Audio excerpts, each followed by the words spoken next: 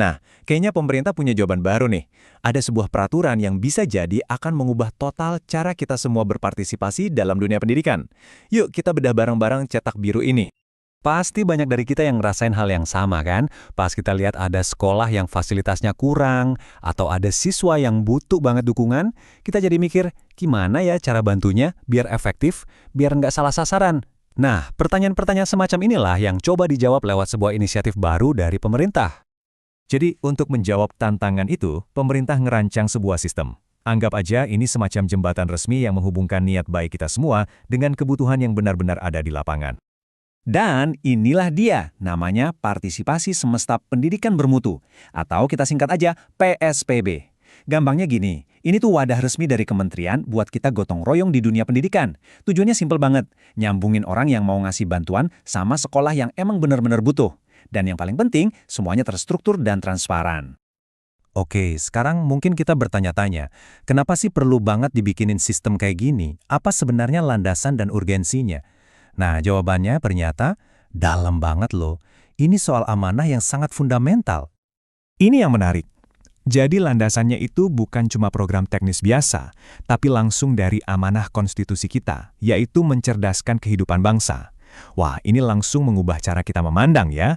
Bantuan pendidikan itu jadinya bukan lagi sekedar donasi, tapi udah jadi bagian dari tanggung jawab kita bareng-bareng sebagai satu bangsa.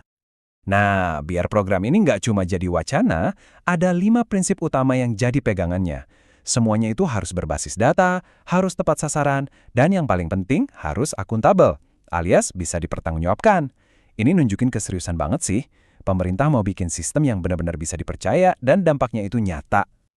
Oke, prinsipnya udah keren. Terus gimana cara kerjanya di lapangan? Gimana semua prinsip ini diwujudkan jadi alur kerja yang jelas? Yuk kita intip prosesnya dari awal sampai akhir. Ternyata prosesnya itu dibagi jadi 4 tahapan yang rapi banget. Ada perencanaan, terus pelaksanaan, lanjut ke pemantauan, dan diakhiri dengan pelaporan. Alur kayak gini tuh dibuat untuk mastiin setiap bantuan, dari niat awal sampai diterima, itu benar-benar efektif dan transparan. Harapannya, nggak ada lagi deh cerita bantuan yang salah sasaran.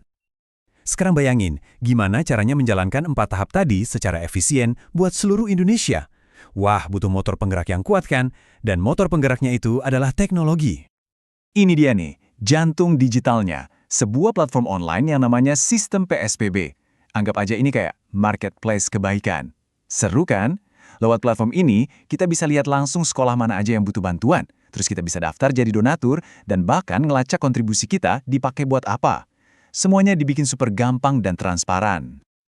Oke, sistemnya udah ada, platformnya canggih. Terus, siapa aja nih yang boleh ikutan main di ekosistem ini?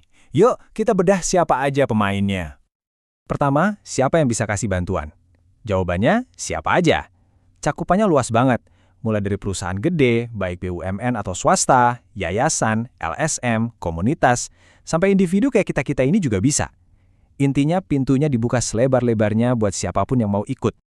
Terus bantuannya buat siapa? Nah, penerimanya juga jelas banget. Target utamanya itu ya sekolah dan satuan pendidikan, para guru dan tenaga kependidikan, dan tentu aja murid-muridnya. Jadi bantuannya bisa macam-macam. Bisa buat perbaikan gedung, pelatihan guru, atau bahkan beasiswa buat siswa. Nah, biar semuanya rapi, ada pembagian peran yang jelas. Ada donatur yang nyediain bantuan. Terus ada juga penyalur yang bisa bantu ngurusin logistiknya. Dan terakhir ada penerima yang tugasnya make bantuan itu dengan benar dan ngasih laporan. Jadi setiap pihak punya tugasnya sendiri-sendiri biar sistemnya jalan mulus. Oke, kita udah bedah detailnya satu-satu. Sekarang coba kita mundur sedikit deh. Kita lihat gambaran besarnya. Sebenarnya apa sih arti dari semua ini? Apa makna dari adanya program PSPB ini?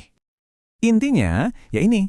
PSBB itu adalah sebuah upaya sistematis buat mengubah niat baik kita yang mungkin tadinya tersebar di mana-mana menjadi sebuah dampak nyata yang bisa diukur. Ini kayak sebuah platform kepercayaan yang dibangun dan difasilitasi langsung oleh negara. Jadi, pemerintah udah nyiapin fondasinya, udah nyediain alat-alatnya. Tapi pada akhirnya, berhasil atau enggaknya program ini ya ada di tangan kita semua. Pertanyaannya sekarang bukan lagi gimana ya cara bantunya, tapi udah berubah jadi apakah kita siap untuk terlibat.